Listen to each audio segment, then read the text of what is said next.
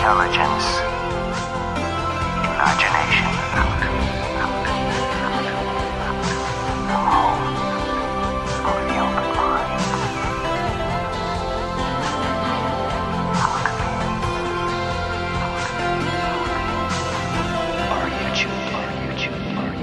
Hello and welcome to Alchemy, the home of the open mind. Thank you very much for tuning in. We're back after an extended break, and we're back thanks to one particular individual who I won't name on air, but has been very, very generous and has allowed me to get things back up and running again. So here we are, ready for action.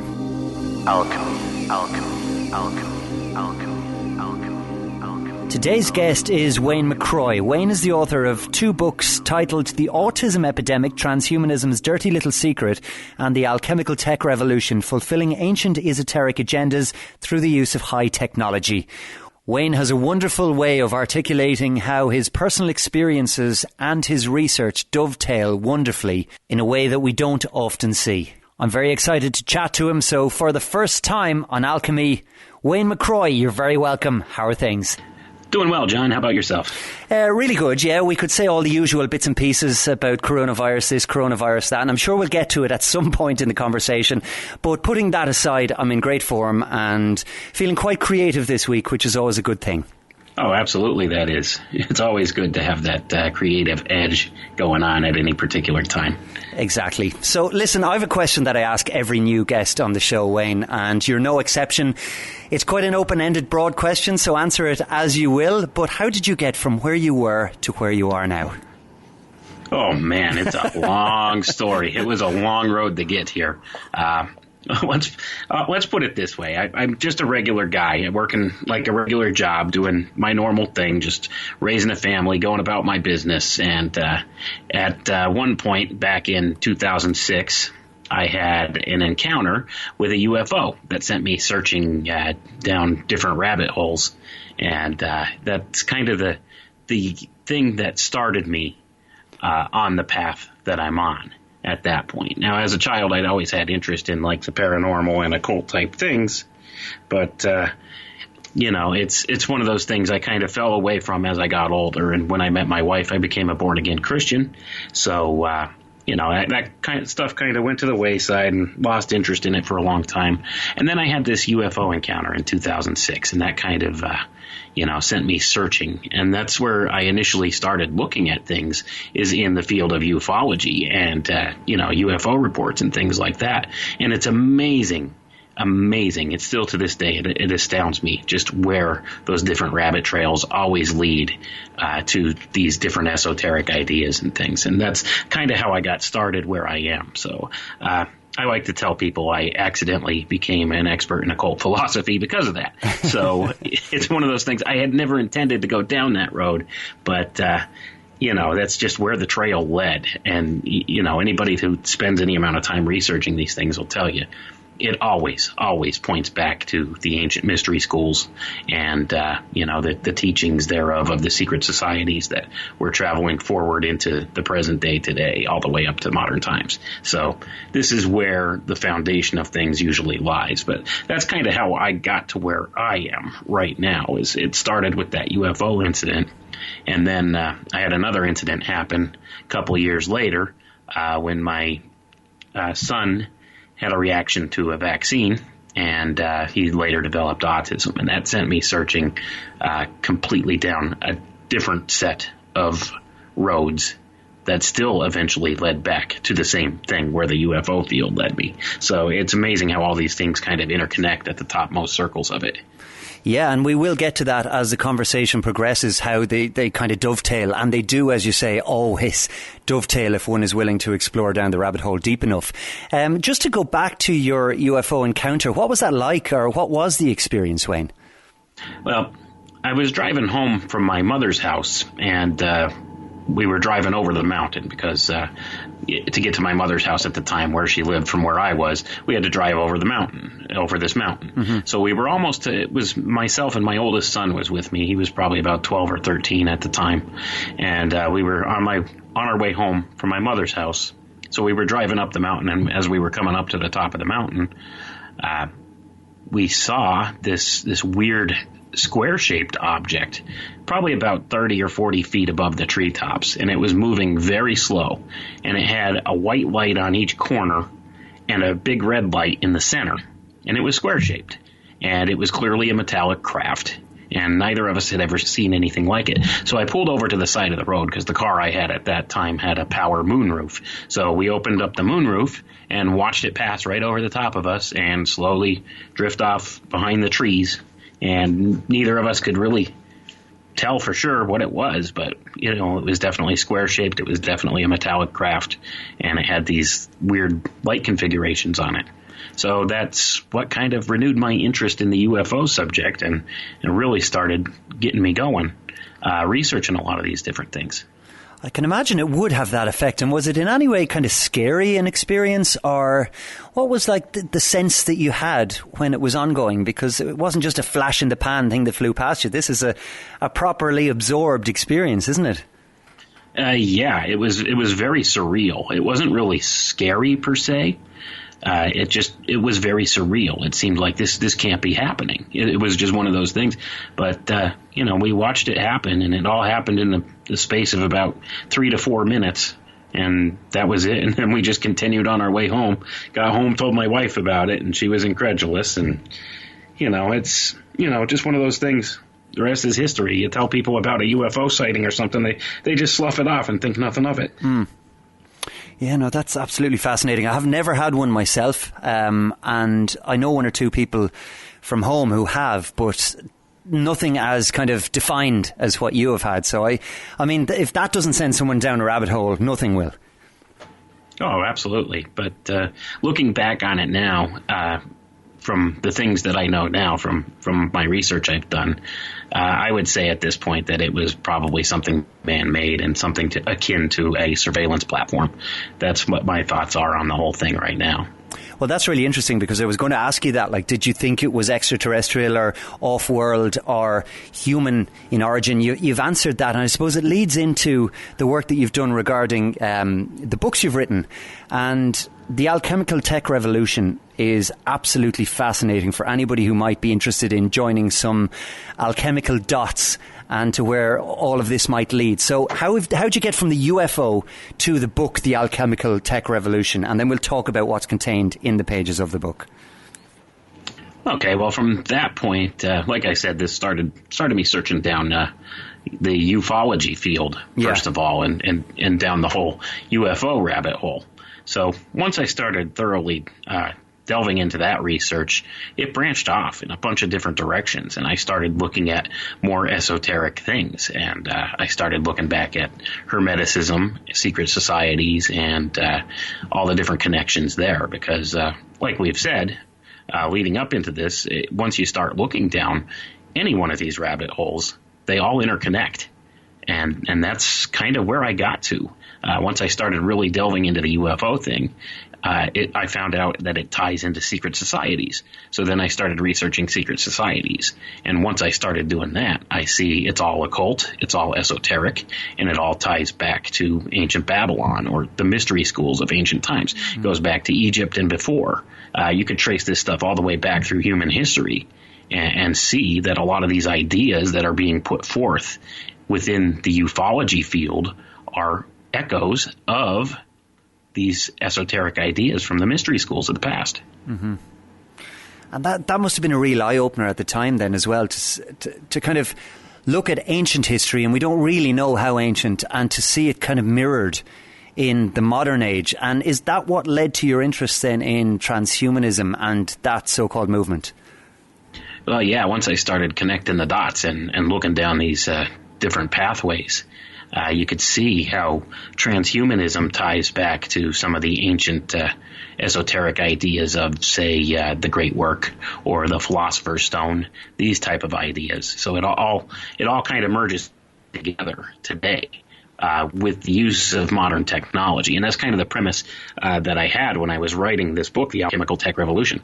This is what it's all about. It's bringing forward these esoteric hermetic ideas into the modern age and using high technologies to bring into fruition the great work that they speak of, or, this Philosopher's Stone. And the whole idea behind that is they're looking to achieve a couple things through this. And number one, immortality. They see that as being possible through the advent of transhumanist technologies. And number two would be absolute godlike control. They want to become God in no uncertain terms. That's what this is all about. And these ideas have been pushed forward through the mystery schools, through all these different secret societies up into modern times here. And these are the ideas that this stuff is based on. And this is kind of like the way that our modern quote-unquote science took a hold of these ideas and is looking to bring them into fruition through that philosophy per se. Because I view science as a type of philosophy at this point, because it's more of a, I prefer to describe it more as scientism than science at this point, because it's really, the whole idea has kind of been hijacked and pushed forward as a faith-based initiative more so than a science-based initiative. So this is where your mainstream science comes in.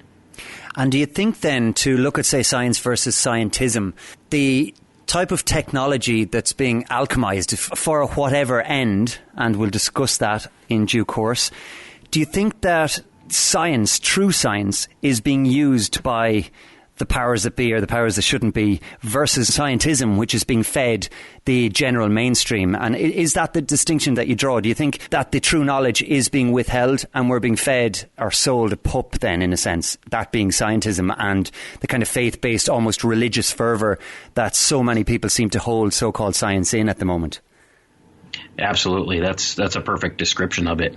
The people who control this world and run this world right now, they pursue different avenues of science than what is pushed in the mainstream. This is a different form of science they look at. They look more at what we would call natural sciences or alchemical sciences for use in making systems and controlling systems, rather than the things that they push forward in the mainstream as quote-unquote science. So, yeah, I mean, there's definitely underground currents there of different scientific research going on. And a lot of this is kept secret through what would be known as black budget programs or special access programs, compartmentalized programs that go on through the auspice of corporation under government subcontract. And this is all kept relatively secret. These are your black sciences and black technologies being developed.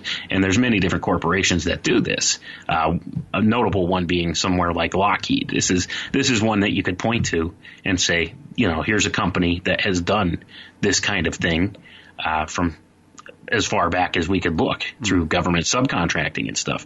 And these people are very good at keeping secrets, despite what people would say. A lot of people would claim that there's no way in this day and age to keep a secret for that long, but I would beg to differ.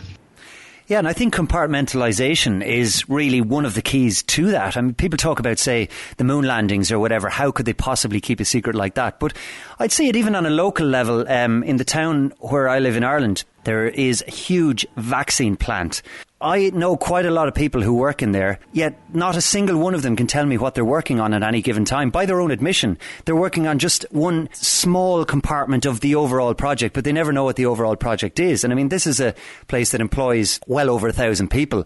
So it's a piece of cake, really, provided some of the rules which have been created for the game, with all of us being pawns therein, being invented by these people, or whatever entities they are. So do you think compartmentalization is a big factor in keeping things under wraps, per se? Oh, absolutely. Yeah, compartmentalization is a key factor to it. Also, what they have many of these people working on these projects and stuff do is sign what they call a non-disclosure agreement. Yeah. Wherein if they violate this non-disclosure agreement, they give up things like their pension, their paycheck. They could face jail time, things like that. So especially if you're working for a government program, they could really screw you big time with that. They could lock you up for 20 years, take away your pension, you have no job. It's one of those things. So a lot of people will just go along to get along with this stuff. Yeah, so in terms of the technologies then, Wayne, or the alchemical technologies that are kind of being used to control or to advance the transhumanist agenda, can you tell us about some of them, or what are the more important ones to note? Okay. The most important of these technological branches that people could look at is something called cybernetics. Okay, so I'll just go ahead and briefly describe what cybernetics is for people who don't know, because when you hear the word cybernetics, you largely think of something like robotics and things like that, and that's part of it. Yeah. But that's only a very small portion of what cybernetics really is. Cybernetics is the science of control, whole systems control. And this is how these people in positions of power look at things. They look at things from a holistic systems perspective. So when they use this branch of science to do whatever work they're doing, they look at systems as a whole. Whereas in our public school systems and stuff, we're taught how to break things down into different categories or different subjects or compartmentalizations. And there's compartmentalization at work there again. So when you go to school, you have science class, you have math class, you have social studies or history class, whatever. And all these things don't really overlap in any meaningful way. And they're broke down into small periods. So this gets your mind thinking in terms of fragments. Okay, or fragmentary things, more so than what the cyberneticists do is they look at the whole system and they figure out how to steer and control the whole system by looking at it as a whole system. And this is something that's lost on our modern society and what we call science right now, which I call scientism, because there's a specialization for everything. Okay, like especially within science. Like if you go to school, you could go to college or university for, say, physics or microbiology, or you could go for, be a doctor or medical, all these different things, all these different subcategories of science. Yeah. And you specialize. And that's not how cybernetics works. Cybernetics takes all of this into account and uses the holistic approach to these things in order to establish control of a system.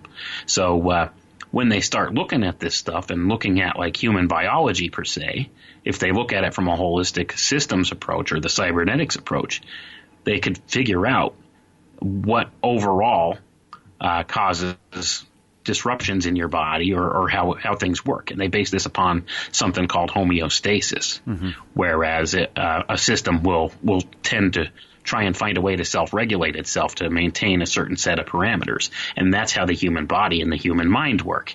And the cybernetics group that was formed back in the early 1940s discovered this very early on by looking at the works of a guy named Walter Cannon, who wrote a paper in 1929 about this concept of homeostasis. Now, this concept had been around before, but it was called milieu intérieur, if I'm pronouncing that right. It was a French scientist who came up with this idea back in the 1800s. So Walter Cannon brought this forward into more modern times in 1929, and he wrote this paper and developed the theory that the human body is a homeostatic mechanism, meaning that it maintains homeostasis, and this is how the body systems work. So the cyberneticists latched onto this idea and were able to figure out certain things about the human body and how to create changes in the human body for the purpose of control. When you talk about homeostasis, would alternative technologies that may have been used to promote health, that would be, I suppose, more commonly known as quack science now or quackery, that seem to really work? So some of the Tesla technology that may have been used, violet ray therapy, stuff like that is considered to be totally ridiculous now. Would that be an example of the principle of homeostasis being used for a positive end? It could be. I mean, it depends specifically about what you're talking about. Like things like Royal Rife, things like that. Those type of technologies, that could be considered in good use of this type of idea. Okay, so I mean, when you're looking at it from the holistic perspective, this is something that's very possible that it could be effective. But if you break it down and try to look at it through the subcompartmentalized view of our modern day science, they say that's ridiculous because because of A, B, and C, this is quackery, this is nonsense, then they'll say that about it because it doesn't line up with the paradigm that they're pushing or that mainstream science has presented to the people as a whole. And I can tell you, one of the major problems we have right now with the mainstream science narrative of things is our science, or what I call scientism, focuses primarily on a philosophy called atomism. Now, if you're not familiar with what atomism is, this is basically an ancient philosophy. You could trace all the way back to ancient Greece and probably before then even, where they came up with the idea that everything's made up of atoms, or, your basic primary particles. Yeah. Okay? So, based upon this idea, all of our sciences today are based upon that. So, even things like germ theory, this is all based on atomism. All of these things. So all of our modern science is based on this atomistic principle rather than the holistic principle.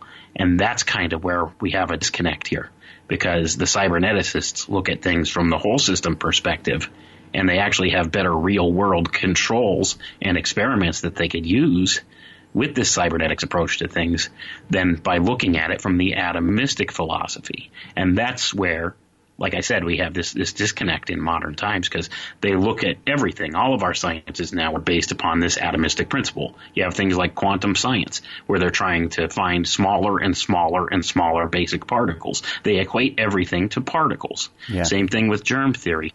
They're equating illness to a particle. That's what this is about.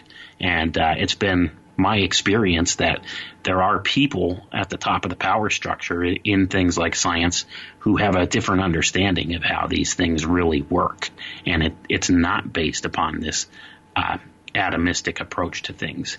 Things like, especially in physics, rather than say, we have all these different quantum particles and this, makes this or that happen. This, like they were talking about that Higgs boson, the God particle, they call it. Well, this is not a real thing in my view. It is not a real thing in my view. So when you actually look at it, that's an atomistic philosophy, and that's what our science is based on, an atomistic philosophy that is in direct opposition to what we would call the ether in physics right now. Yeah. And I know for a fact that in secret programs, in aerospace contracting and places like that, they actually know about the ether and factor the ether into some of the technologies and stuff they're working on. So this is not an unknown thing, and this is just one field of thought people could look at for this. So, when you think in terms of the big picture rather than the little picture, which is brought to us via the philosophy of atomism, which has permeated all forms of our science right now, and that's not to say basic particles don't necessarily exist. They do. But this is not how things happen. Things don't happen from the miniature particle on up. They happen from the big picture on down. That's why the expression in Hermeticism goes as above, so below. Yeah. Not as below, so above. That's why it's always let off as above, so below. Because it's always the bigger picture is reflected in the smaller picture rather than the other way around. And this is just one facet of things where the science approach is kind of inverting our reality, which is also part of the whole plan here that goes along with the transhumanist thing. They're creating a total inversion of how natural law works, and they are trying to bring about a totally artificial system in place of the natural system that's already in place. And that's the thing, because the big changes that we're seeing now, and at a very rapid rate, particularly in the last year or two, do seem to be a complete inversion of nature. It's almost like get as far away from the natural world, which is where we should be embedded, as possible. We could list so many things, but it's almost like the atmosphere is being terraformed to prepare for an artificial reality. And that's where the control comes in, isn't it, Wayne? Because if you can create an artificial reality or some kind of an atmosphere whereby beings of nature can't properly exist without the help of something artificial, well, then you've got that control, don't you? And that's what it's all about. That's why they want to create a total artificial system. Because when it comes down to it, they can't control the natural system.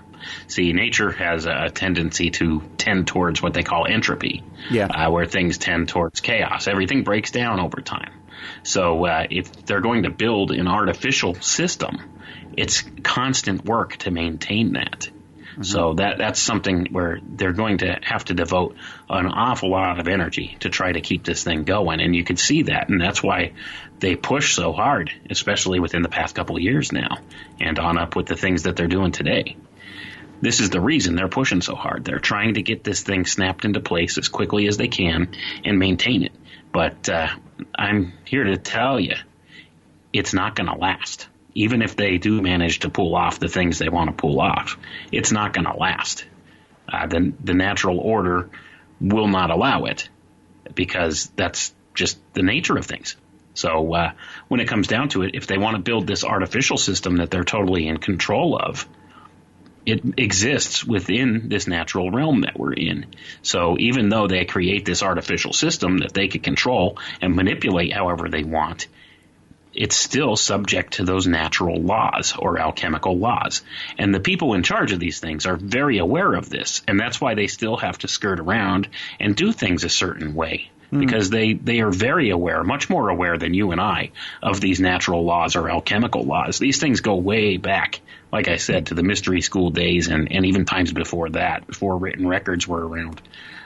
Ancient man was a lot smarter than we give him credit for. Oh, I think there's no doubt about that. And I get the sense that maybe you're hinting at revelation of the method there. Would I be correct in that? If not, we can talk about it anyway. But that being a situation whereby somebody almost has to give advance warning of something that's going to happen to seemingly elicit some form of tacit consent or something like that. Are you kind of getting at that at all? Oh, definitely. That's definitely something that they are aware of. Within the natural order of things, or natural law, if you will, there is this concept of free will. Okay? So in order to usurp your free will and to do something to you or allow something to happen, they have this sort of karmic principle that they abide by, that they have to abide by, because if they don't, there'll be blowback for that, and they're well aware of this. So they've kind of worked out a couple of ways to do a workaround with this. So that's what they do. That's why they have this thing that we call revelation of the method. In conspiracy research circles, they call this predictive programming. That's why when you turn on The Simpsons, you'll see what's going to happen 2 years from now. Yeah. You know? Yeah. So and people have noticed this, and by and large. And once the revelation is hit and you realize that's what that was. This is in order to make you aware of what their plans are. So they do this, and this is why books like Brave New World, 1984, and all these things have been written, because these men who wrote these books and stuff, they were within the circles of power. Mm-hmm. So they knew what the plan was, and they were just telling people, this is what the plan is. So it's out there, and, it's there for people to see. So if you see this plan and don't outright object to it, that's viewed metaphysically as your consent to these people that are running these things. So that's why they do this. So they put it out there, and they kind of skirt around this whole karmic principle that way by making you aware of what they're going to do. And if you don't outright object to that and just accept it, then they go ahead and they do it, and they consider that your consent. And I like to call this concept metaphysical consent. That's my term for it. That's a really good term, actually. And it's always interesting because if somebody looks at, say, an artificial or man-made legal system, such as we have, where we've all these rules that are being increased by the thousand on an almost daily basis, and everybody grows up with them and is used to them now at this stage.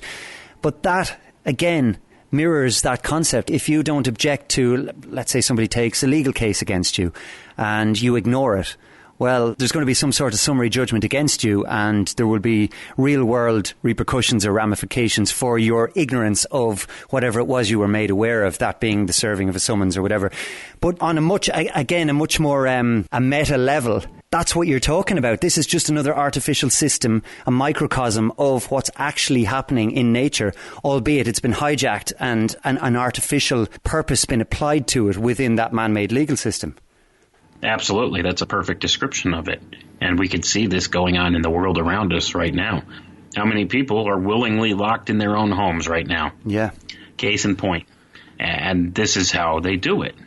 They tell you, oh, it's for your own good. It's, so you don't get your grandmother sick and kill your grandmother with this deadly disease and all of this stuff. And people are eating it right up, and they're being obedient to it. So if you coalesce to what the system wants, that's your consent. You've given them your metaphysical consent to rule over you with an iron fist right now. Mm-hmm. So that's the thing. But this does create a lot of other problems now, too, which if you look under the surface, you can see there's something more going on here than a quote-unquote pandemic, which may or may not exist, by the way. So it's one of those things where they're using this. Whatever your thoughts are on this whole thing going on right now, it's being used for another agenda and another purpose altogether. And it seems at times almost like it's a combination of several different things all coming to a head at once. Be some of them opportunistic or completely by design, I don't know. But it does seem like there's so much. I mean, take, for example, cashless society. It suddenly seems like that's just moments away now rather than being years in the future, for example, because people are quite literally, I see on a first-hand basis, afraid of paper money now. So as you said earlier, everything is just kind of quickening and ramping up at the moment.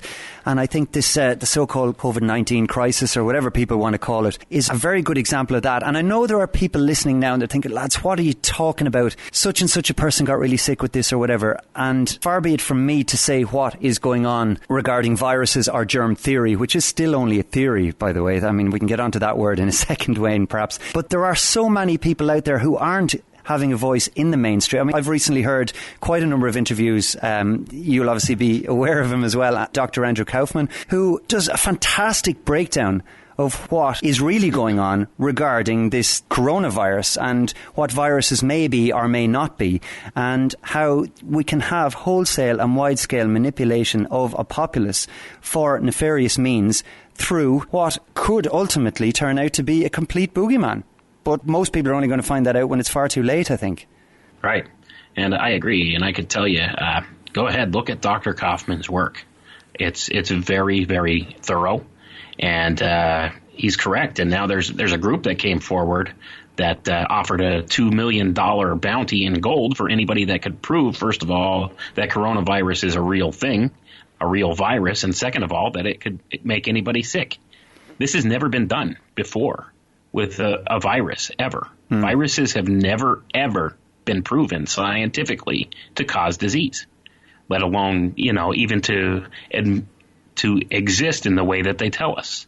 So it's kind of a misnomer that this could possibly be something going on when you think about it. So the trigger mechanisms that cause disease are still unknown. Now, germ theory is probably our most probable theory we have right now of how things work. But once again, this is based on that atomistic principle. Yeah. And it could also be argued that microbes such as the strep virus, Streptococcus, exist in your body all the time, yet you don't always have strep throat. So it's not necessarily this that's the factor in making you sick.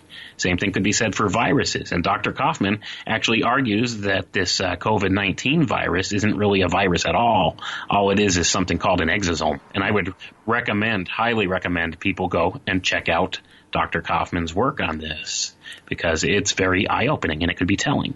Now, here's the other thing, though. Even if you accept germ theory, how it's presented to us, and that this is a real virus or something going around, okay, there's a gentleman named Newt Witkowski.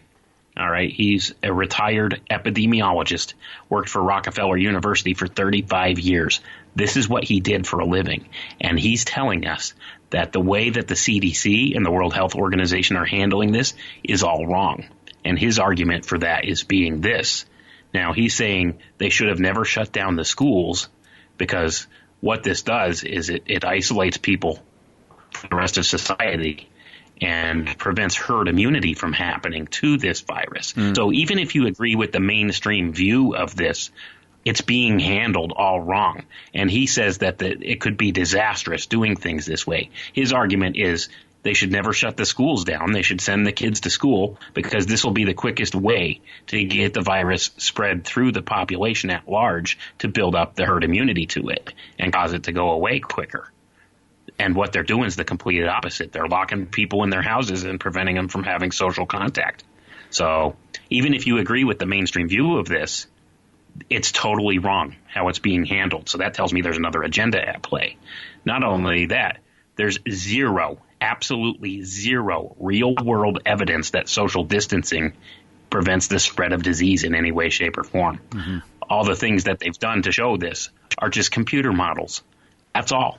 There's never been any epidemiological studies done in the real world that support social distancing as a factor for reducing the spread of disease. So when you look at those two things alone, you could see this is fraudulent on the face of it. It's an absolute fraud from top to bottom, guys. And whether you view it in the mainstream science way or not, this is what's going on. And it relies again on faith, doesn't it? Absolutely. This is the whole thing. This is not based on science. There's no scientific evidence whatsoever that this is going on. And if you go out and look at the hospitals and stuff in your community, I don't know how it is where you are, but all over the states here, I see people posting videos all the time. These citizen journalists, they go out to their local hospitals and are filming their hospitals, and there's like no activity there. Whereas on the mainstream news, you're seeing it's a war zone, and they're showing pictures of a hospital in Italy and claiming it's New York. And CBS got caught doing that and got called out on it and had to admit to that.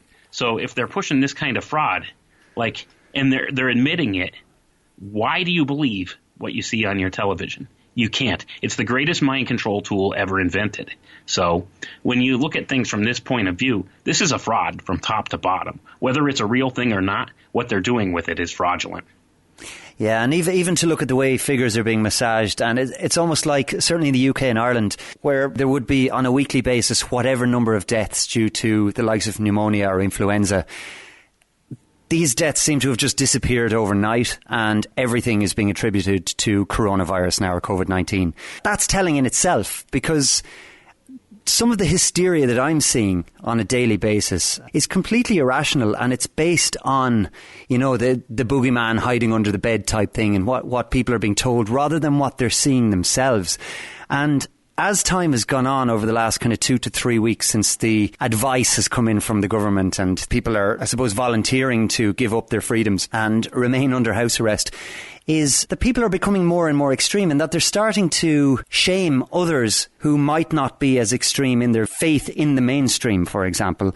I've seen several people fall out with good friends over whether they believe it's a real thing or not, or whether they were 2 meters apart and social distancing or whatever. Stuff that if somebody had said this to me 3 or 4 weeks ago, that would happen so quickly, I would have said no. And I like to think of myself as being quite clued into what's going on around the world. But I would have said, no, that's way too fast. I don't think that humanity is that far descended yet. But I'm seeing something else completely on the ground. It's actually quite disheartening in a sense, because I thought there were more people who were able to view things with a critical mind or from a kind of a balanced point of view and discern information for themselves. I'm starting to see quite the opposite, to be frank. Is that the same for you, Wayne? There's a lot of cognitive dissonance out there, and that's what this all boils down to. But I think the longer this goes on, the more people are realizing this is going on, that this is all a fraud. It's all a put-up, all of it. And I see people waking up to the idea left and right now.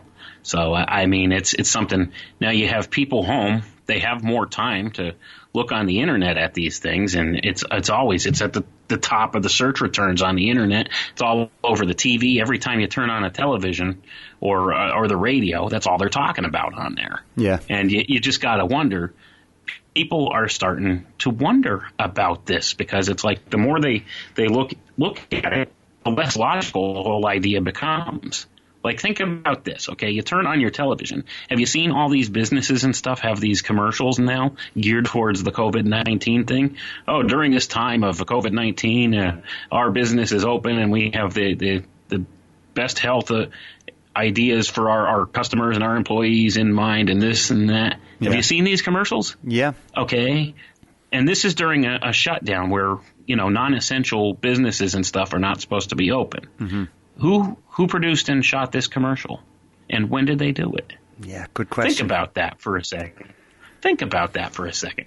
It's all a put up. It's all a fraud. Even things on the news, you see, like just the other day on our local news, there was a reporter talking to supposedly this woman whose mother had died from COVID-19, standing on her front porch talking to her when everybody's supposed to be in social isolation in their house. Why is this reporter down there like standing like 3 feet from this person when there's supposed to be social distancing, and this person was supposedly quarantined because they were in contact with their mother and wasn't supposed to be out because they might be a potential person to spread this. But there's the news reporter there talking to them on their front porch. No protective gear or anything. So it makes you wonder about these things. Is this really going on? Like, is this an actual person or is this an actor? You have to wonder these things. Well, you do have to wonder, and you say actor. I mean, we know plenty on this show about lifetime actors and the idea of that. Isn't it incredible, Wayne, how many actors and celebrities seem to have, in the very early stages, caught this virus? Oh, it is. It's astounding. Not only that, what a coincidence that they actually have a typewriter, a big, heavy, old-school typewriter that they take with them on holiday or on vacation with them everywhere they go. That's actually named Corona. That's the name of the typewriter brand. It's astounding. For anyone who doesn't know what Wayne is talking about, check out Tom Hanks's social media feeds and prepare for your mind to be blown. Yeah, Tom Hanks, who signs his name Hanks with an X on the end instead of the KS, how it's supposed to be actually spelled. There's a reason for that, too, the X being a symbol for Saturn. So, it's always there's always an occult tie to all this, too. But, the whole thing with his typewriter and stuff, the Corona typewriter that he showed a picture of on Instagram or whatever it was, or Twitter or wherever it was he was posting, and talked about, how his wife beat him in 6 games of rummy or something and was ahead by 201. Yeah, clearly citing the Event 201 thing that happened in New York on October 18th. That's another place to look, guys. And this is kind of how I will present the case from an esoteric standpoint, that this was a planned thing, and it's being invoked using the power of alchemical science to do so, or some of these natural science ideas. Here's what happened, okay? October 18th, 2019, New York City, Johns Hopkins University. They hosted an event called Event 201. If people aren't aware of this, go look this up, where the exact scenario of this event was a game, okay? It was a gamed out scenario for a coronavirus, pandemic. Yeah. They had this, they even had stuffed toys made to commemorate the event. And this was hosted by Johns Hopkins University and funded by the Bill and Melinda Gates Foundation, coincidence there, and the World Economic Forum, and was an invitation only event for participants from various different corporations and governments around the world, one of the most notable being Johnson & Johnson, who is supposedly one of the main ones working on a vaccine for this right now. Gee, what a coincidence there, too, huh? And what this event it was a simulation event of a coronavirus, specifically by name, coronavirus pandemic. And this happened exactly 44 days before the first reported case of this COVID-19 or novel coronavirus 2019. 44 days. 44 is a very esoteric number, and it encodes death's doors. So that tells me this is the intention they have behind this whole thing, death's doors. They're looking to kill the economy with it. That's what this is more about, rather than actual physical death of people through the numbers with this virus or whatever it is they want to call it. This is about killing the economy worldwide. And the reason for that is to bring in a one world digital currency.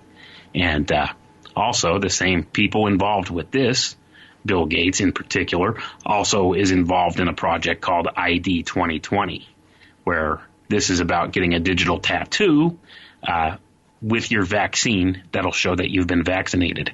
So it's designed to put a microchip in you and a digital tattoo on you saying that you got this vaccine. So this is lining up with this whole coronavirus thing. And it also lines up with this whole digital world currency kind of thing too. Because when it comes down to it, eventually what they want to do is they want all of your biometric information to be contained on, say, a microchip or something injected or, placed within your body, so that You can't lose it. It can't be taken or stolen from you. And they'll use this as the reason why. And they'll have your bank account and everything all tied to this, and a social credit score and everything that's been rolled out in China. This is going to go on worldwide. It's already quietly here. People aren't aware of it. It's already here. You have a social credit score in the States. They're just not public with it. Just so you people know. This is going on in the Western world right now. They have this data on you. They just haven't rolled it out publicly yet. And what they plan to do is make sure everybody's tagged so that they could track you 24/7 without your cell phone, even though they could do that right now with your cell phone. But what they're going to eventually do is it's going to go from being, just your phone to being physically within your body so that you can't get off grid ever. And this is kind of what it's all about. It all ties together, and it's kind of scary stuff to look at, but people need to be aware it's going on. It's quite terrifying, and I think a lot of people will still deny it. I mean, I've tried to have these conversations with people on numerous occasions. You spoke about so many people starting to actually figure out that maybe this is a put-up or a fraud. I wonder, is it going to become easier over the coming weeks and months as people see their freedoms being curtailed before their very eyes in real time to have these conversations, and for people to actually realise that what seemed to be, I don't know, a conspiracy theory, again for want of a better term, is actually real life now and isn't just the realm of communist China or somebody somewhere so far flung that we could never imagine it would ever happen to us.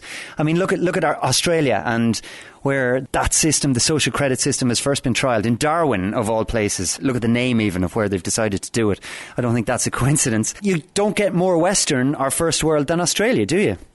No, you don't, and that's the whole thing, and that's kind of where they're going to start rolling it out first, and they already have. I mean, they ported it over to Darwin, Australia. I heard it's going to Sydney sometime soon, if it's not there already. And then it's just going to travel to the rest of the Western world from there. So, this is the thing. I mean, the rollout was begun in China. That's their test bed for everything. China. Remember that, everybody. Keep your eyes on what's happening in China to know what's going to happen soon in the rest of the world. Yeah. So, all you have to do is look back and see what happened in China, and you could tell what's going to happen in the rest of the world. This is always their test bed for everything. So, because they could be open with it there, because the people there are used to this kind of totalitarian rule. Yeah. So that's the whole thing, whereas we're kind of conditioned here in the Western world. We think we're a democracy or a republic or whatever, but when it comes down to it, we're really not. We're no better off than the people of China. They just are a little more clever in rolling things out here, or a little more subtle with it. Mm-hmm. There, they could just do whatever because they already have the infrastructure in place. The control grid's there. It's coming to the rest of the world now. Yeah, and at a rate of knots. And I think as long as the bread and circuses are in place, there won't be any real problem with the uptake. I mean, I can envisage a situation whereby a vaccine is introduced and it comes as standard with, say, ID 2020 and some form of digital microchipping. And I think people are absolutely going to lap it up. I mean, I see certain groups of people in Ireland who are screaming for this type of scenario. Save us from ourselves type thing, Oh, yeah. We see that going on here in the States, too. There's people just begging for government to come take away our rights, begging for it. It's ridiculous. It's like they have, hotlines and stuff now you could call if your neighbor's going out and it's not a necessity or something. You could call on them. This is totally un-American here. First of all, this is nothing a free society should do. So, if they have this kind of a thing set up now, where you could call the police on your neighbor if you suspect they're going out and it's not a necessity or something. Yeah. That's totalitarianism right there. There's no reason for this. I could understand quarantine for sick people. And that's what quarantine is for. It's for sick people to stay contained so they don't spread whatever disease they have. Yeah. Locking up healthy people, that's called tyranny. That's not quarantine. There's a difference. And right now we're accepting it and begging for it here. And that's what gets me. It's like I also see a lot of things. The area where I'm at here, we're under a stay-at-home order, whereas the only businesses allowed to be open are what are deemed necessary for life businesses. So you have things like your big box retailers like Walmart and stuff that sell food that are still able to stay open. Yeah. Well, there's been an uproar from the public that they should actually cordon off areas of the store that don't sell food and only sell food. It's like, if you're going to be there anyway, why not be able to purchase this other stuff? I think clothing's a necessity, don't you? I mean, things like that. But we have people begging for there to be stricter restrictions on these businesses and stuff that are allowed to stay open. And it's like, it's coming to the point where they're going to start begging the government to shut everything down for a couple weeks so that people will actually literally be starving to death in their homes because they won't be able to get anything. It's like a collectivist Stockholm syndrome almost. It's like the turkeys voting for Christmas. Yeah, pretty much. And that's exactly what's going on. They're like begging, please, somebody come in and intervene here because, people won't stay home unless everything's locked down completely. And then you have a situation where you have people starving to death or, you know what I mean? Or people not getting proper medical care because they don't want to go anywhere because they're afraid to go out. Yeah, it's terrible. It is. It's amazing. And you say afraid, like fear is the big thing. I mean, if there is a virus, fear is the biggest virus of all. It's really caught so many people, and they're in the grip of this fear all the time now, and increasingly as the days go by. Right, and it's to the point where you see people doing ridiculous things that, even if you believe the mainstream narrative of this, things that are not going to be helpful for this. Like they're suggesting now, the state that I live in, that when we go out, we should wear masks. But there's no masks available. You can't buy any because there's a shortage, supposedly, but they want you to wear a mask if you go out. So if you don't have one, make a homemade one out of a handkerchief or whatever you have, even though this does absolutely nothing to curtail the spread of the virus. Yeah. Nothing. It does literally nothing. But people are still doing this. It's incredible. Or things like wearing gloves and then going about and touching everything you would normally touch with your bare hands anyway. Yeah. But you still have gloves on. It does nothing. Washing your hands, that makes a difference. That's logical, okay? But like wearing gloves does nothing. But people are doing this because it's a psychological thing. It's a psychological tactic. And that's what these people know human psychology very well, and they utilize it against us in just maddening ways. Like when you see it and you know it for what it is, and you see this going on in society around you, it's really maddening. It makes me very angry and upset at this point that people are so brainwashed into this stuff that they'll just comply because they're so fearful of this. It makes me quite sad as well because I think discernment is such an important tool that we have in our kind of conscious toolboxes, and I'm not seeing a huge amount of that anymore. It's like people have lost any kind of higher mind or ability to think for themselves, and it's just the regurgitation of whatever diet of information they have stumbled across on any given day or in any particular lifetime almost. When the seeds or the sparks are planted and people actually start to see that, hang on a minute, there's something strange about what's going on here, maybe all isn't as it seems, the cognitive dissonance then is so strong that so many people, they're just not able to hold on to the view, so they put down the one that's newest or the one that's least comfortable or that has perceivably caused that cognitive dissonance, and they go back to the old view, and it's almost like it's stronger, it has a stronger hold. I don't know, like the curtains have been opened ever so slightly, the person has had a peep through, they've seen a glimpse of what's on the other side, but hang on a minute, it just doesn't jive with what's already in the mind or the conscious mind. So we have to reject that straight away and go back to our captors, that Stockholm syndrome I'm talking about, and worship them even more. It's like I'm more invested in the opposite to what I've just had a glimpse of. Again, red pill, blue pill, there are so many different analogies and examples we could use, but it's just incredible to see it on such a mass scale and all focused on one supposed happening or disaster or whatever. It's like 9/11 on steroids. Absolutely, and that's what the intention of this whole thing is. This is intended to be another big reset, much like 9/11 was used to be. So that's where we're at right now. And this isn't a coincidence either. I mean, we've been looking at this stuff and predicting something big in 2020 for a long time now. Because if you look at the sky clock, or what people term quote unquote astrology, astrology is a term that came about to debunk there being anything to the timing of things and you know, the movement of the stars and things like that. Within our reality. That's what the term astrology came about to do, is to debunk any of that as being untrue. But there's definitely something to it. But if you actually look, there's a star conjunction this year that the last time it happened was 2001.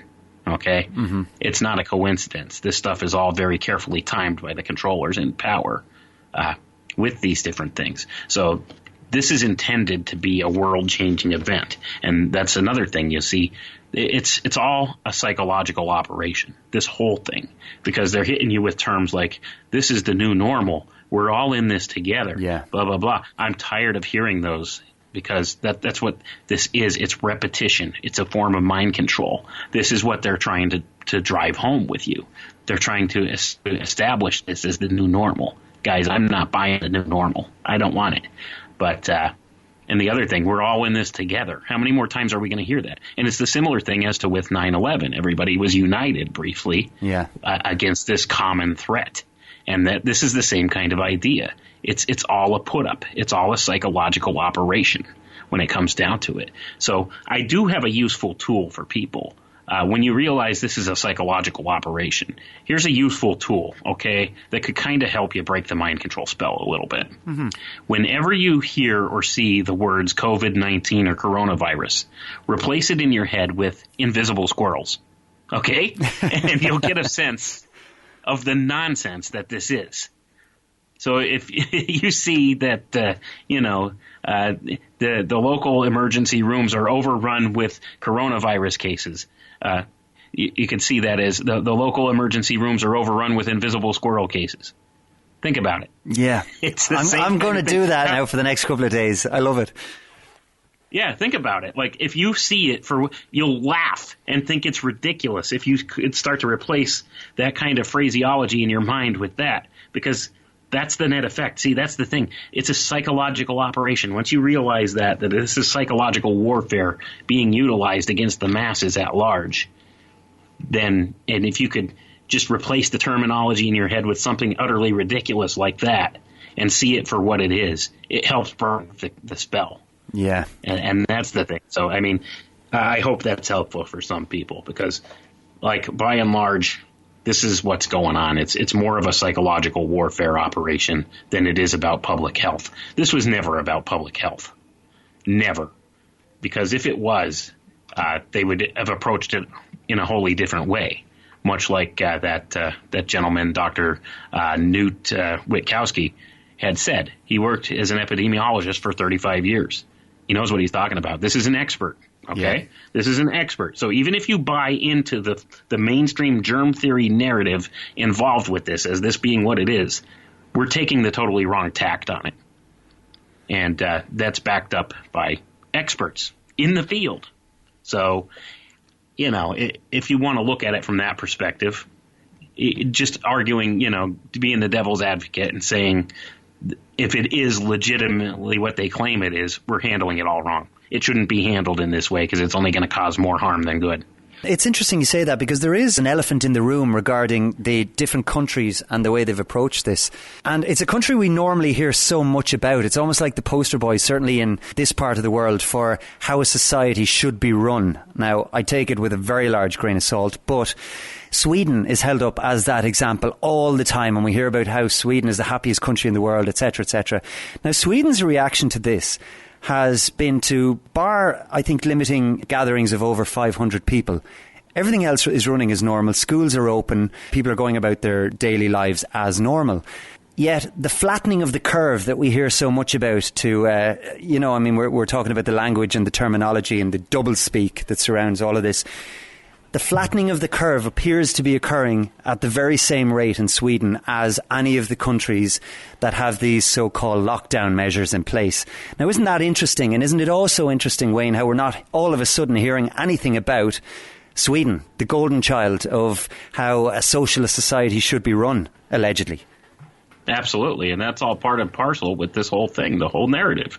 And once again, that proves beyond a shadow of a doubt what I've said earlier. There are absolutely zero real-world epidemiological studies that prove that social distancing reduces disease, the spread of disease in any way, shape, or form. There it is, right there. There's your example.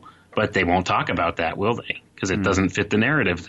And speaking of the narrative and how what's going on now slots into the work that you have done prior to the advent of this whole mess, we touched on your book, The Alchemical Tech Revolution, but you have another extremely interesting book, The Autism Epidemic, Transhumanism's Dirty Little Secret. And you can speak to autism better than most people, and your first-hand knowledge of what it's actually like to experience on a daily basis.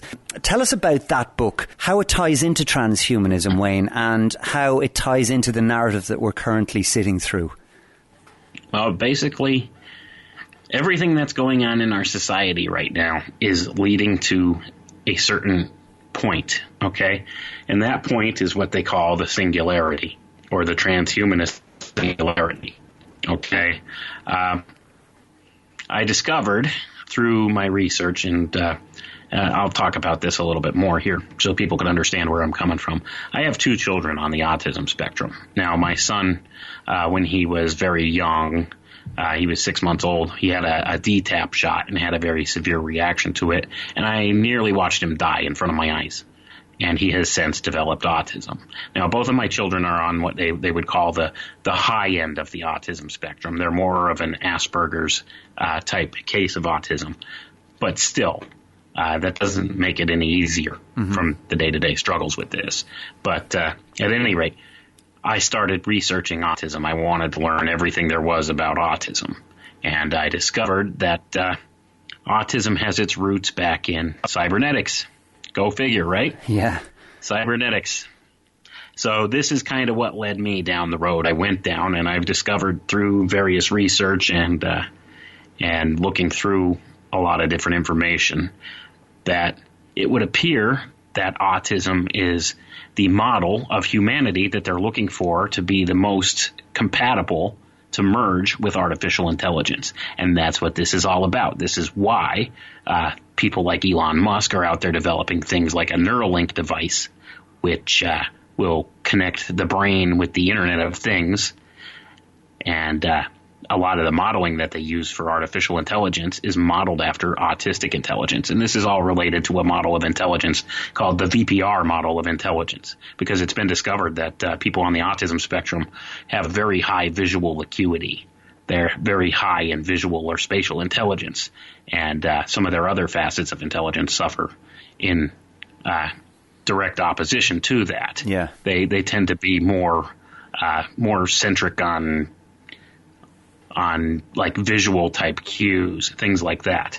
So there's a lot of different models of how autistic intelligence works, and there's a couple really interesting ones. One being the extreme male brain theory of autism, whereas the brain of the autistic individual is considered to be more masculine in I wouldn't say necessarily like character, but more masculine in its way of operation. It thinks more in terms of linear things, and it's highly an unemotional thing, whereas it just thinks in forms of pattern recognition and things like that. It's a more visual form of intelligence. So this is something, once again, that relates to these different models of intelligence. And there's also different areas where it overlaps with other models of intelligence that go along with it, one of which being what they call the Neanderthal theory of autism.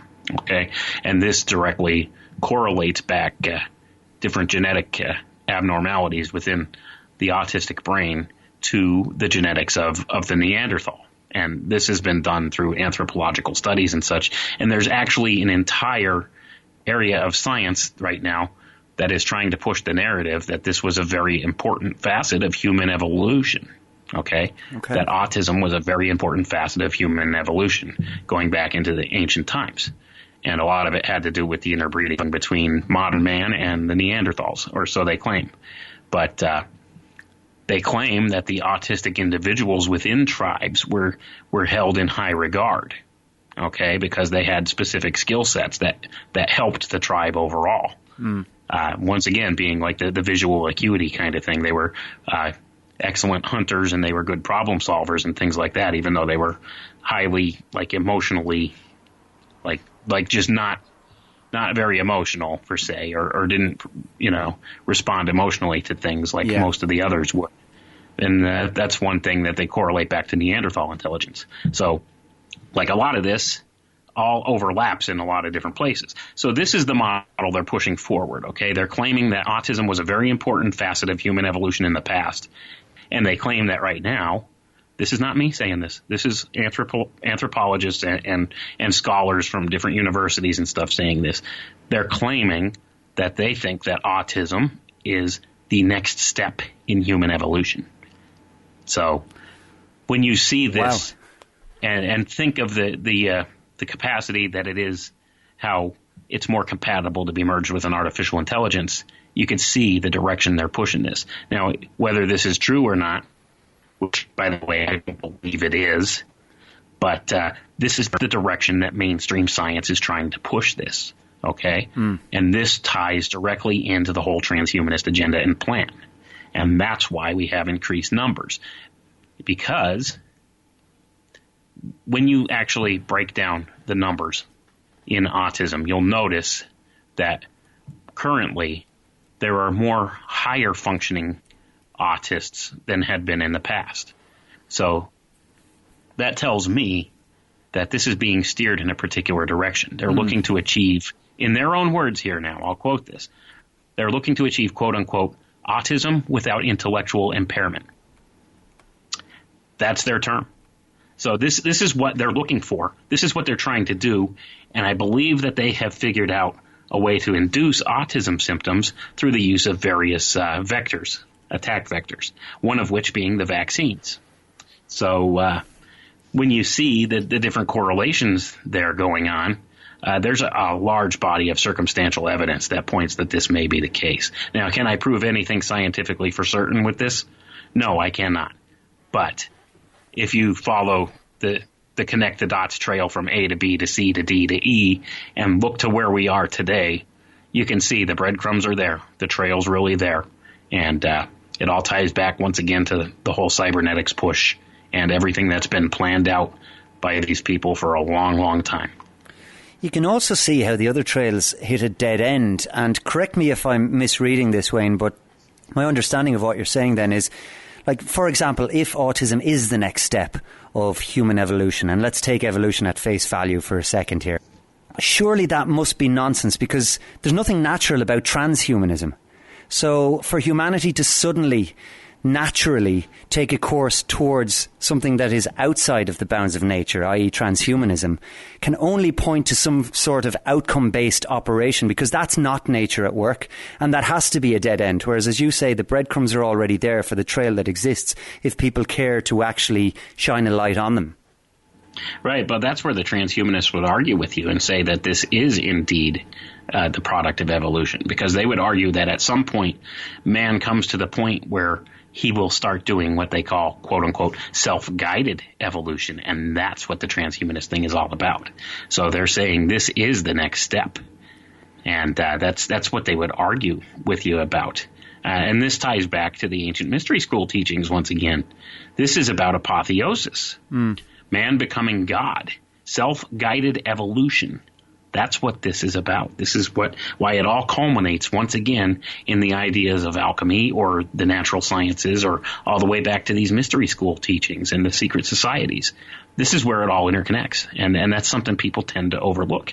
But this is exactly the point that transhumanists make, that you will come to a point naturally where you can progress no further naturally, but man, where he has progressed to, now has the intellect to start self-guiding his own future evolution, and doing so through the use of technology. And that's what they would argue, that this is the next logical step. This is the next step in evolution for man.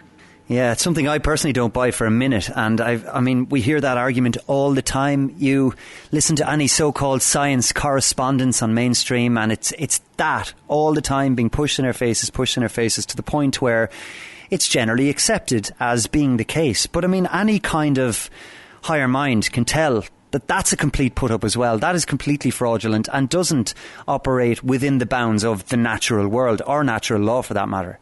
Right, but that's also why they intend to try to build a completely artificial system. Yeah. A completely artificial world that they could control and they could exist in. They could live forever. They could control every facet of it.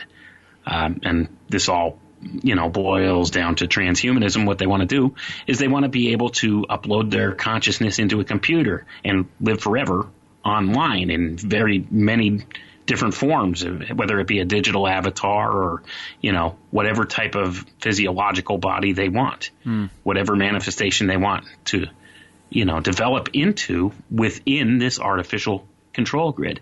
And I think a good example of this is you just have to look at the movie Ready Player One to see kind of where the first steps of this are going to go. People are going to spend most of their time in virtual reality or augmented reality, and that's why there's been a heavy rollout of those technologies too.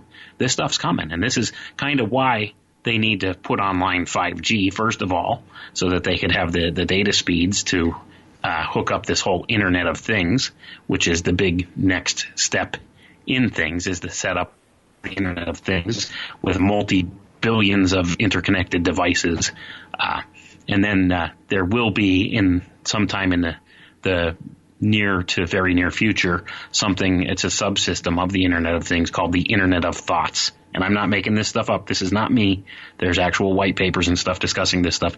Internet of Thoughts, whereas they will actually tie your consciousness to a computer, and there will be a hive mind, per se, that'll have all the collective experience and knowledge of mankind for all of history in this one utility. And you'll be able to upload your consciousness into a cloud. You'll be able to access anybody's personal experiences or information any time you need to. So they also talk about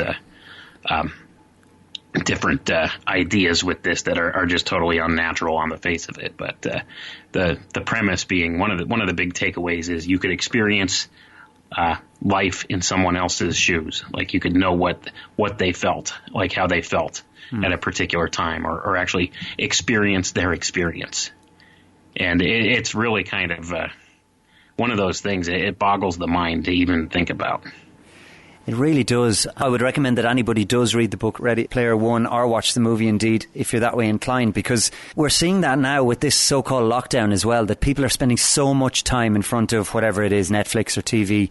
We're a step closer to that. Once you just start inserting augmented reality, as we are seeing, then it's almost like the real world is too scary out there, so let's stay in our own virtual worlds, and why would we ever need to go out? It's like a prison for the mind, a prison for the consciousness even, and people will love their servitude to a large degree. To me, it's absolutely terrifying.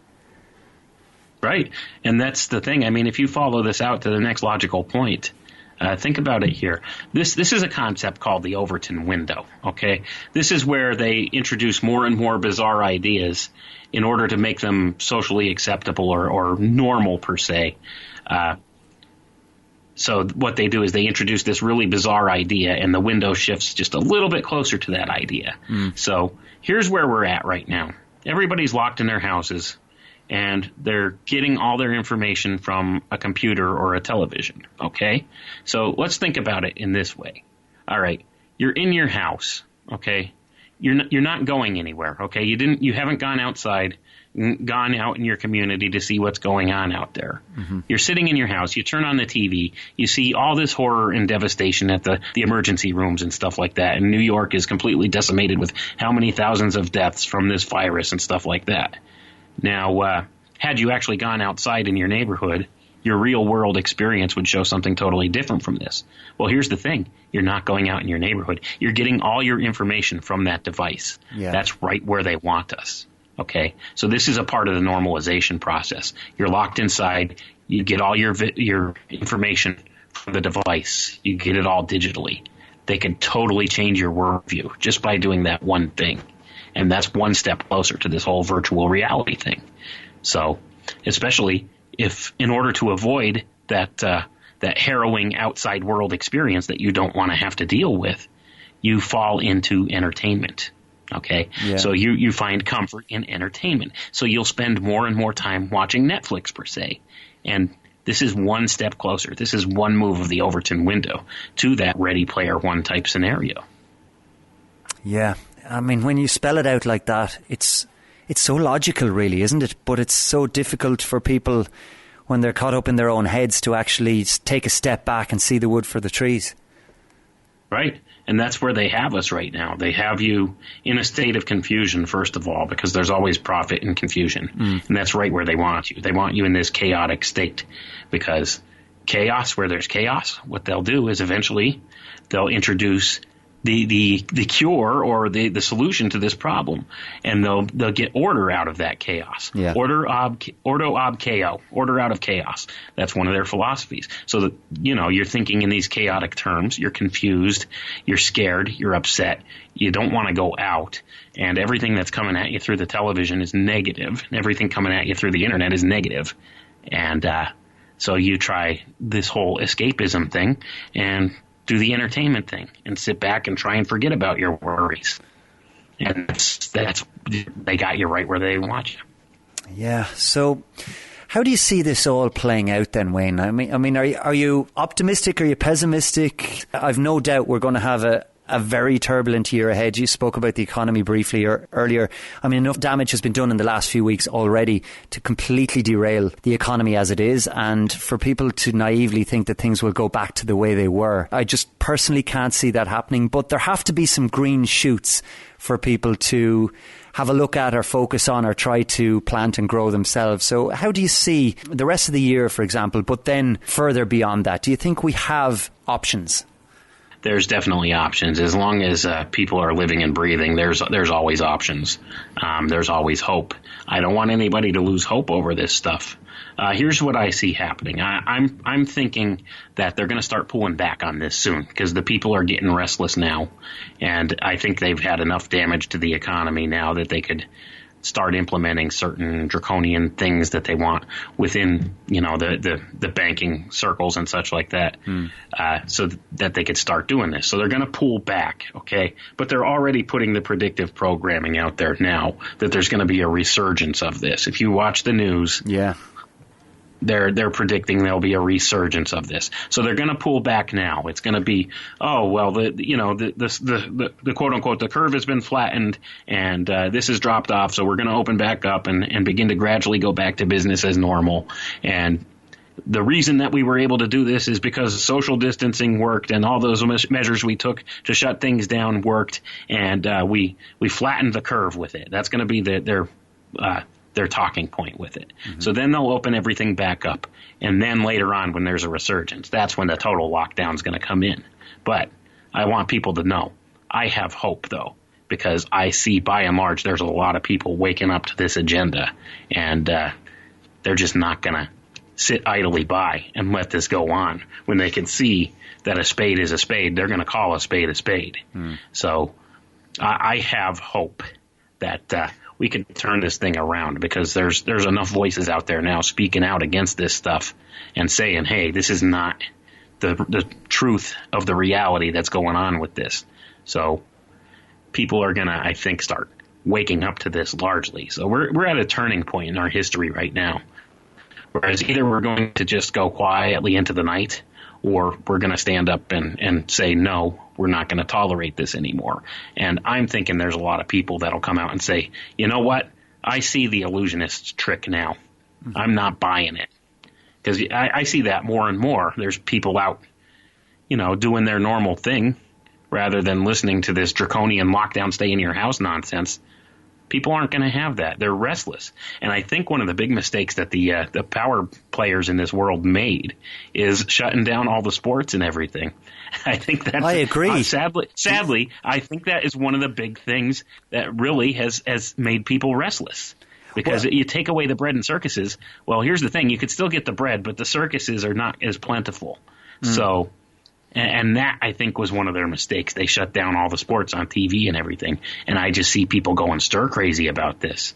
It's amazing just how much of a part of society that whole idea just plays in with. So it's one of those things. I think that was a point that they kind of dropped the ball on, so to say, here. And I think that is probably one of our big hopes, is because they dropped the ball. People are beginning to say, you know what? There's no sports on TV. I'm going to go look and see what's going on in the world on the internet. Hey, look at this Andy Kaufman guy talking about viruses aren't real. These are exosomes. What is this? And then they go down these rabbit holes and they discover, holy crap, I've been lied to about everything. Even the whole flatten the curve kind of thing, that's a poke in the eye to the flat earthers. Well, I have to say that crossed my mind as well, yeah. It's a poke in the eye. These people, the social engineers at the highest levels, they know what they're doing. It's a poke in the eye to those of us that know what their game is. So that's the whole thing. So when you start looking at this stuff more heavily, because there's no sports on TV, guess what? That's a mind that woke up that probably wouldn't have woke up if the sports were still on. You're absolutely right, and I do agree. I think taking the sports away, because sports are such a huge part of society pretty much everywhere at this stage, the bread is still there, but the circuses should probably have been left in place to keep people distracted, because not everybody is going to watch Netflix for 16 hours a day.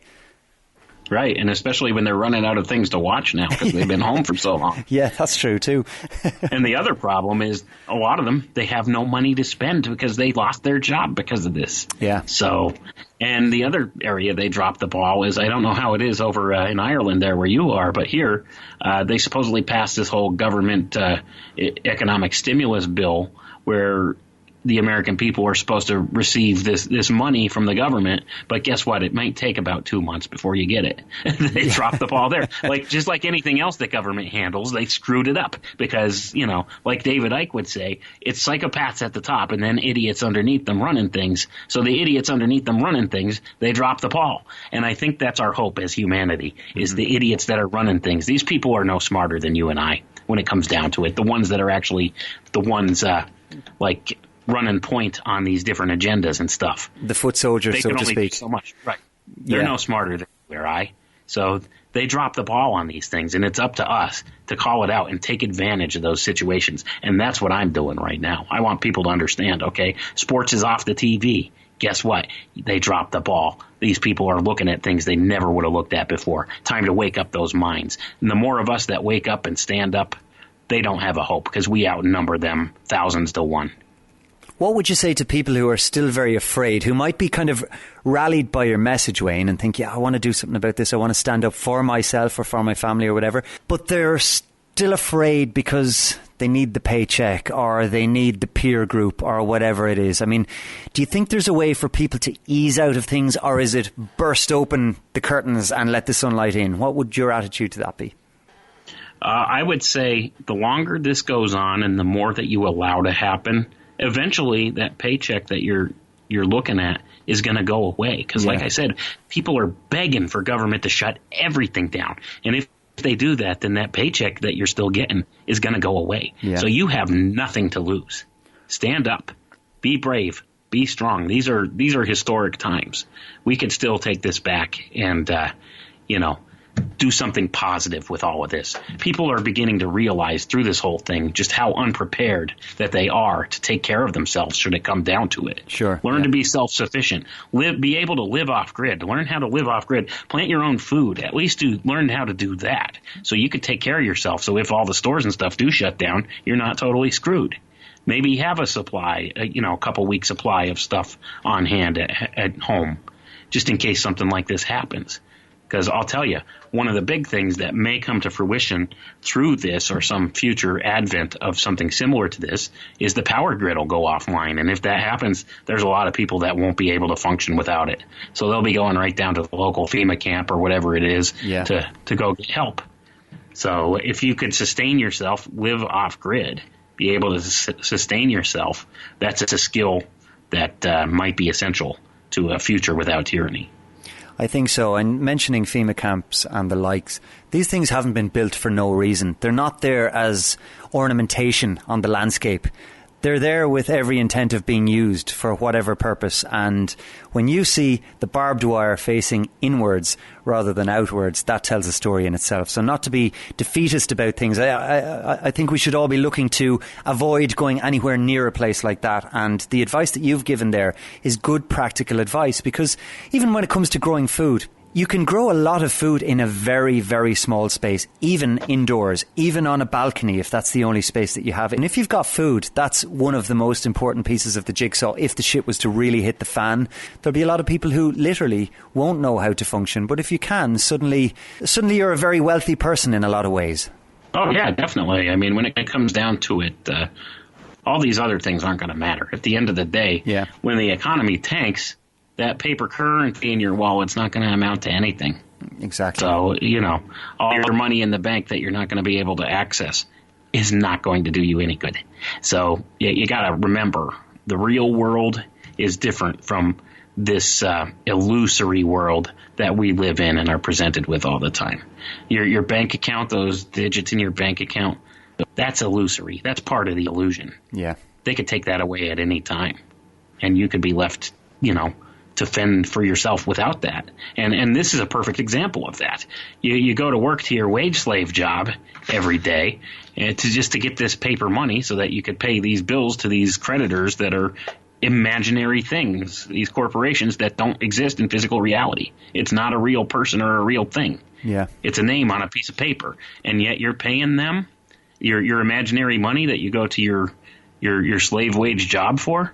Think about it. I mean, if you look at it from a logical thing, there's nothing in the real natural world that's going on here. It's all based on illusion, all of it. And they're bringing that illusion crashing down right now because they want to put in the new program, the new world order. That's what it's about. I think so, and I think there will be many people who have listened to you speak for the last hour and a half or so, Wayne, who would like a further dose of reality. So can you tell us about your books and how people can get access to more of your work, please? Yeah, sure. That'd be great. I have 2 books out currently. You could get them on Amazon or at pretty much any other fine book retailer at this point. My first book is called The Alchemical Tech Revolution, Fulfilling Ancient Esoteric Agendas Through the Use of High Technology. And my more recent book is called The Autism Epidemic, Transhumanism's Dirty Little Secret.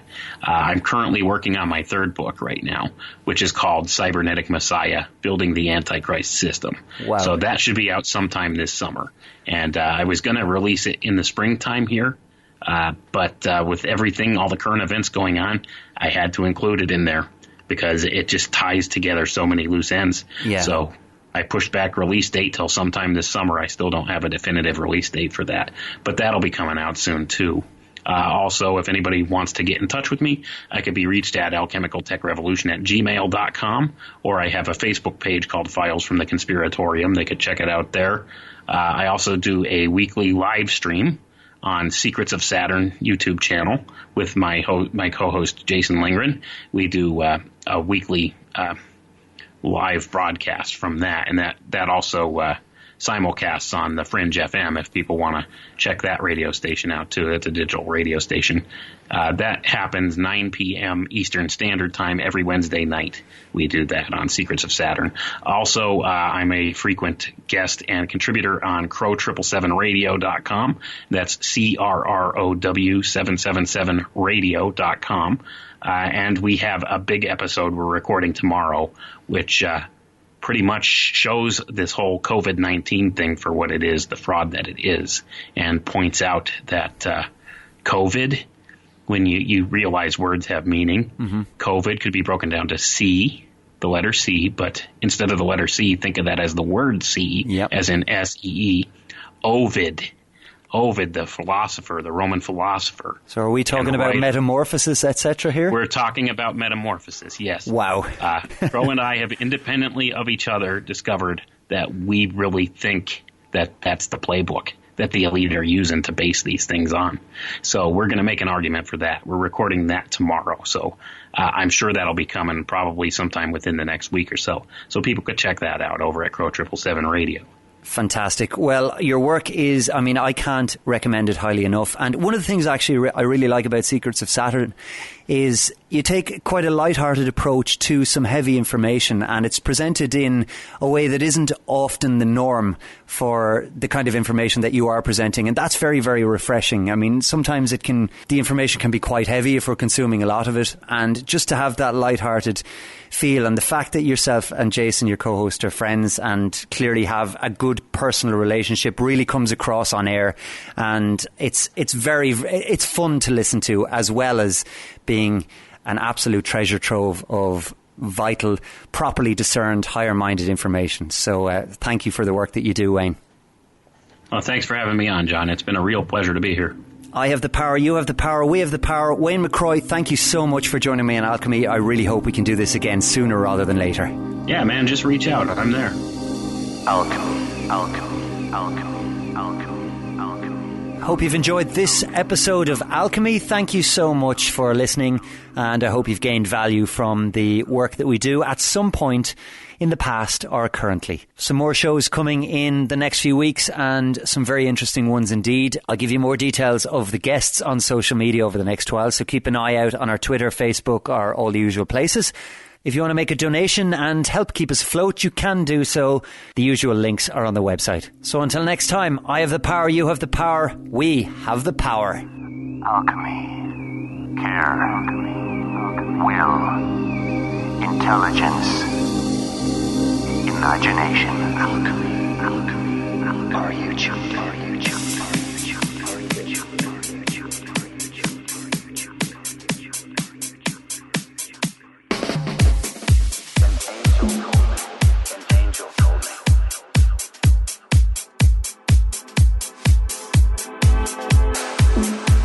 An angel told me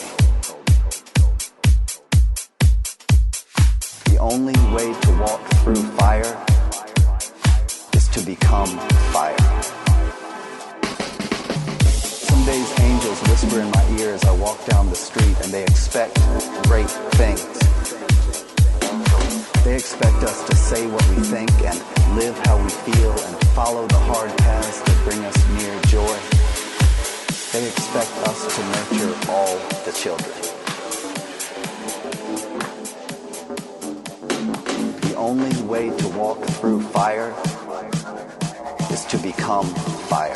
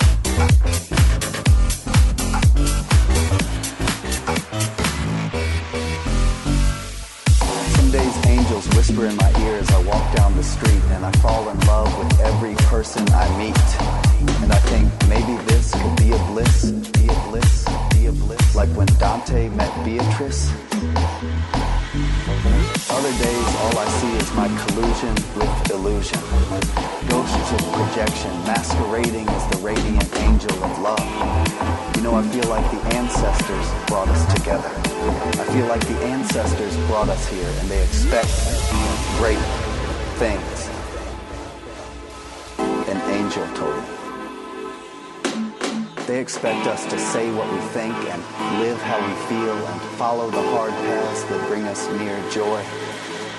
They expect us to nurture all the children. The only way to walk through fire is to become fire.